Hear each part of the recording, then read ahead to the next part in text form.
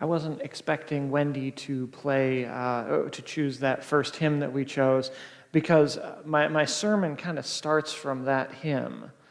And from the sense that sometimes people have that our faith and what happens outside the doors of the church are maybe not super tightly connected, that we don't, that it becomes so spiritual that it doesn't impact our world. My dad used to use the language of some people are too heavenly minded to be any earthly good. Have you heard that one? And it's tempting. It's a tempting, we're just going to go over here and be really spiritual and connect to God and not do anything about the real problems that are facing our neighbors. We'll just go over and be spiritual. And this happened a lot. It's happened a lot throughout history. I think it was 1910 that Joe Hill wrote a parody of In the Sweet By and By. You know that song, In the Sweet By and By? The line that everyone remembers has turned into sort of a catchphrase that people use. It goes, how does that go? Something, pray, live on hay, you'll get pie in the sky when you die.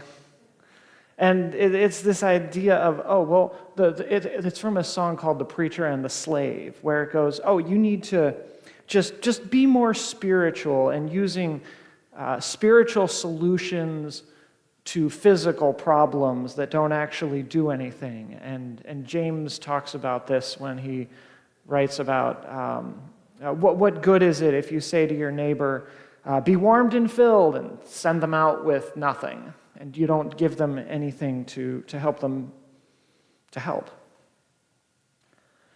But there's this temptation when we go to church or when we encounter the glory and presence of God that we just get caught up in the words of the song, the things of earth grow strangely dim in the light of God's glory and grace. And we don't have to pay attention to all of the problems in the world out there. And I was reading the scripture, and I was perhaps feeling a little discouraged. And then I came on the passage that I just read, where it talks about we are not discouraged. Because of this hope, we're not discouraged. And he's talking about this in the context specifically of the transfiguration, of Jesus being transformed. And there's this connection that I didn't realize was there with a 4th century church father named Cyril of Alexandria. And he made the connection for me between Jesus and Moses and Elijah, because Moses and Elijah had both gone up on a mountain and had this moment, this experience of the presence of God. And now they're together with Jesus. Not just the two great prophets, so Moses represents the law and Elijah represents the prophets. And the voice from heaven says, "This is my beloved son, listen to him." Not as much. It's a response to that. But there's more. Because if we start with this idea of, we're going to focus on our spirituality and ignore what's going out in the polis, what's going on out in the city. And then we look at Jesus and Moses and Elijah, all of a sudden it gives us a different picture, because Moses goes up on the mountain. That's part of the lectionary text. You probably heard it before, but in case you haven't, Moses is going up on the mountain to receive the law, and when he comes back down, he doesn't realize it, but his face is shining. There's another translation that says he has horns, and if you look at some old paintings, Moses does in fact have horns in old paintings. But he comes down and his face is glowing from the experience that he's had with God.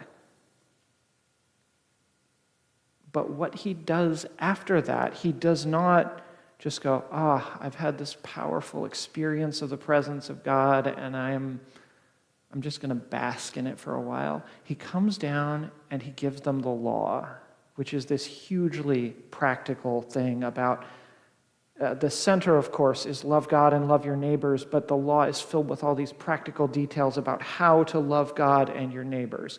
It's political, if you will.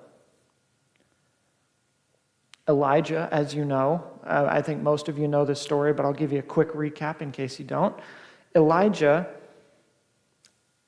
has this showdown with the prophets of Baal and the prophets of Asherah on Mount Carmel, and after winning this massive victory, Elijah is confronted by messengers from Jezebel, the queen, who says, You killed all of my prophets, and God help me if I'm not going to do the exact same thing to you. And he takes off into the desert, and he travels for 40 days and has this moment in the mountain. And God says, what are you doing here, Elijah? And there's all of this. He's hiding in the rock, and the presence of God is made known to him in this really powerful way. And then he gets commissioned to go do something out in the world. He's told to go and anoint his successor, Elisha. He's told to anoint someone who's going to overthrow Ahab and Jezebel and anoint someone else in charge of something else to be another king.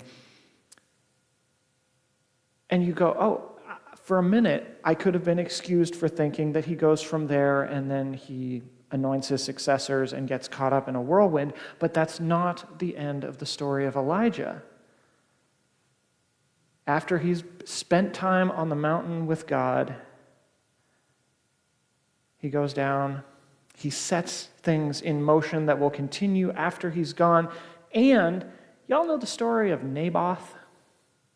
For the three of you maybe who don't, Naboth has a vineyard that is outside of the king's house, King Ahab's house.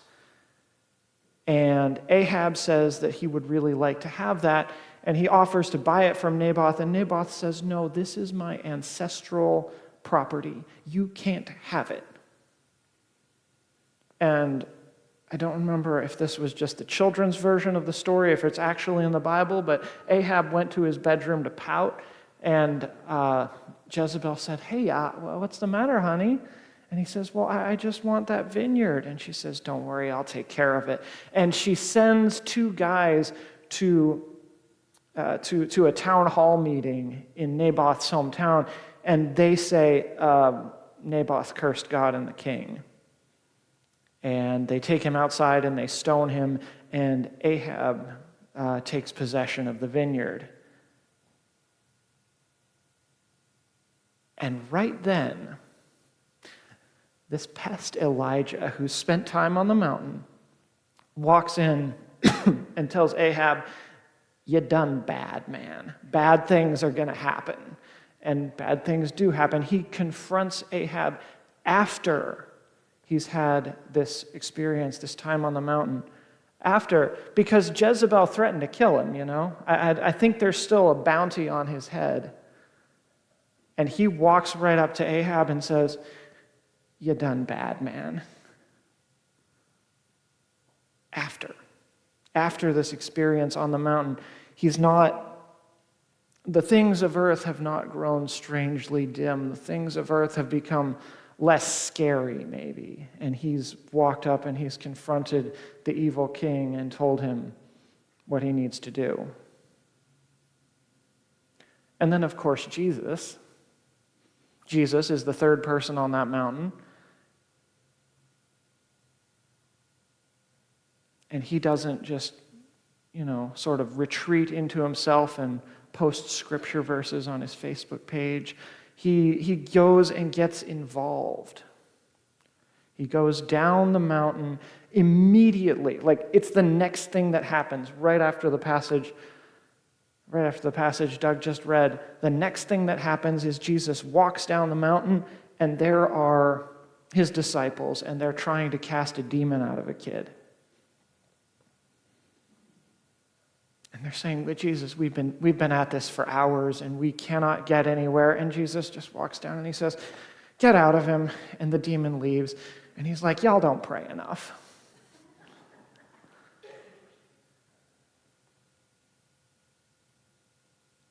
So it's not pie in the sky when you die.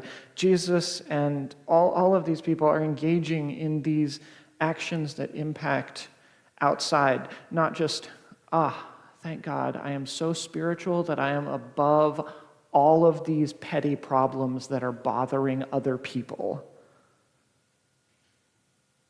Their encounters with the glory of God have not pulled them out of the world so much as, but they have perhaps, and then brought them back into the world in a way that they are impacting it significantly. Our core verse, key verse here at Jackson First Presbyterian Church, y'all know this one, seeking the good of the city. That's what we're called to here. That's the identification.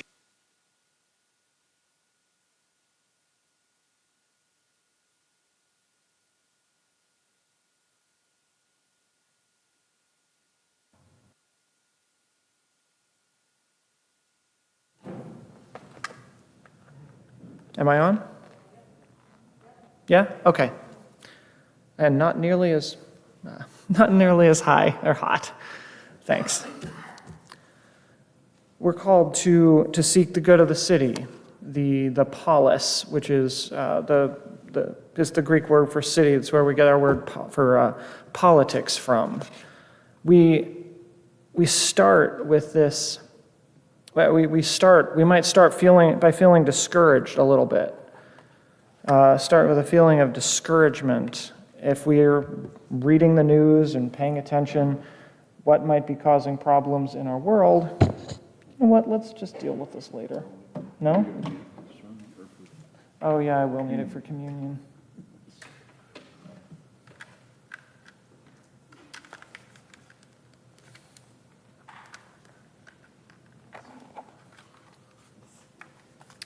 Come on.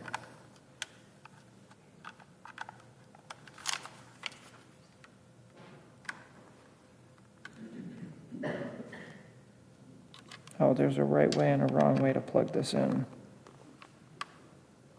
Come on.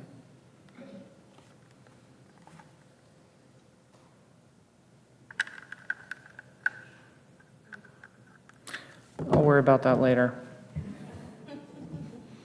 Anyway, the point is that our experiences of the holy and the presence of God aren't just for our own personal spiritual edification. The glory of God keeps us going. The glory keeps us going. And maybe we don't all have time to go up on a mountain and spend time in the presence of God for 40 days like Moses, or for however long it took Elijah. But that's not it, because Jesus used to pray every night, and maybe some of us have families and we have other things to do and we can't be up praying all night. But when I was at the Credo conference put on by the Board of Pensions of the Presbyterian Church, the spiritual direction guy said that sometimes we can pick up new practices of prayer or whatever it is by attaching it to something that we're already doing. So for me, I went, because moving to a new place will throw off your spiritual practices. I don't know if you know that. It'll throw off everything because all of your routines change. And this is on now. It should be on now. Ooh, there we go. But maybe a little too loud. I don't know. Moving to a new place will throw off your spiritual practices because it throws off all of the stuff that you're doing. All of the habits that were attached to other things that you did all the time changed. Like I used to listen to a sermon podcast when I was driving Micah to preschool, and I can't do that anymore because the drive to Micah's preschool takes 2 minutes, which is a great problem to have, or I used to listen while I was driving to work, but now I walk to work. And so I remembered what they'd said, and I started, you know what, maybe if I start praying on one of my trips to or from work, that'll give me an opportunity to reincorporate a spiritual practice, or listen to some music while I'm doing dishes. It helps if you're trying to pick up a new habit to tie it to something that you're already doing, to tie it to a habit you already have. And it was a number of years ago when I read a post by Rabbi Danya Ruttenberg, really fantastic rabbi. I've got one of her books in my office. She said, at a time when things were getting really hard, she said, now is the time you need to double down on your spiritual practices, to grow in your faith, because if you don't have that faith behind you, underneath you, above you, you're not going to be able to keep doing the work. You are going to wear out and get tired. You're not going to be able to keep going. The glory of God, even in small pieces, can keep us going.